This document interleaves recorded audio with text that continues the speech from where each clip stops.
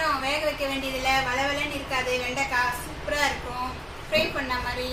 வாங்க, அதுக்கு முன்னாடி என்னுடைய சேனல் புதுசாக வரதுக்கு சப்ஸ்கிரைப் பண்ணுங்கள், லைக் பண்ணுங்கள், கமெண்ட் பண்ணுங்கள்.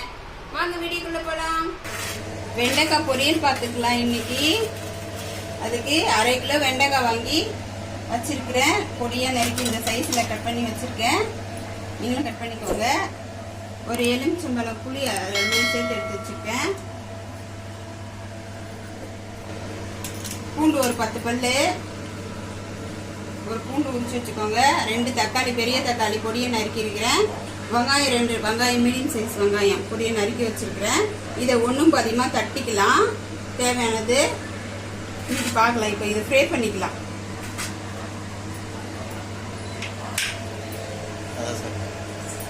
ஒரு கடாய் வச்சு எண்ணெய் வச்சுக்கோங்க. சூடு ஏறட்டும். இதை பொரிச்சு எடுத்துட்டு செய்யலாம். எண்ணெய் காஞ்சிச்சு, சேர்த்துக்கலாம். கொஞ்சமா போட்டு ஃப்ரை பண்ணி எடுத்துக்கலாம். ஃபாஸ்ட்ல வச்சுக்கோங்க, சிம்ல வேண்டாம். பாருங்க, இந்த ஸ்டேஜ் வந்தா எடுத்துக்கோங்க. அரை வாசி பொரிஞ்சா போதும். ரொம்ப கறிகிடலாம் கூடாது. பாருங்க, பச்சையாவே இருக்கு.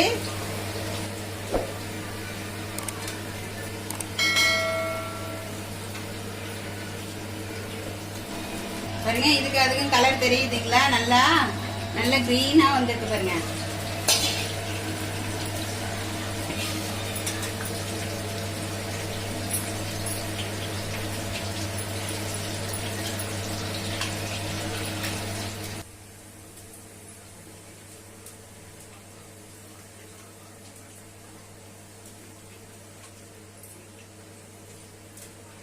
எண்ணெய் ஊற்றிக்கலாம்.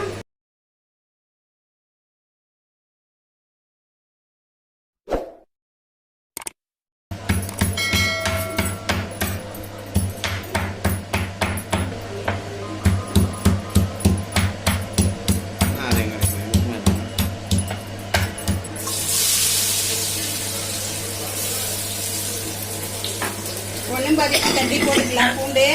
அடுத்து வெங்காயம் சேர்த்துக்கலாம்.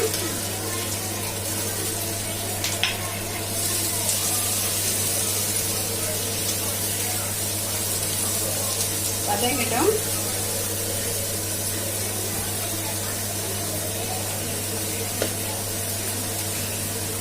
உப்பு போட்டுக்கலாம். பொரியலுக்கு தேவையான உப்பு போட்டுக்கலாம்.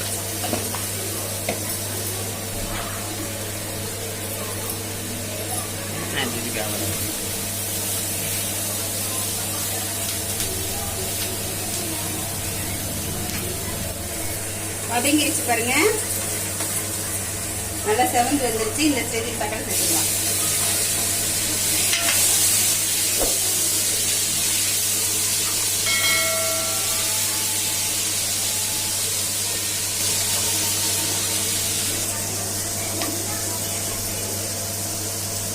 குழம்பு மிளகாத்தூள் 1 ஸ்பூன்,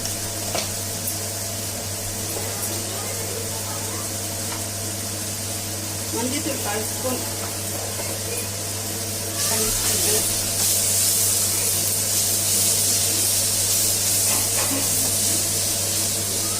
நம்ம இந்த கரைச்சி வச்ச புளி கொஞ்சோண்டு சேர்த்துக்கலாம்.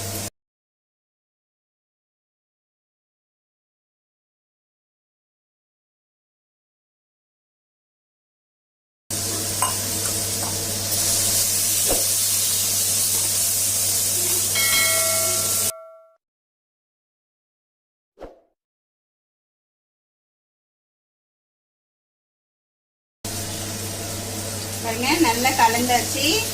அந்த பச்சை வாடை போயிடுச்சு. இப்போ நம்ம வெண்டைக்காய் பொரிச்சு வச்ச வெண்டைக்காய் இதில் சேர்த்துக்கலாம்.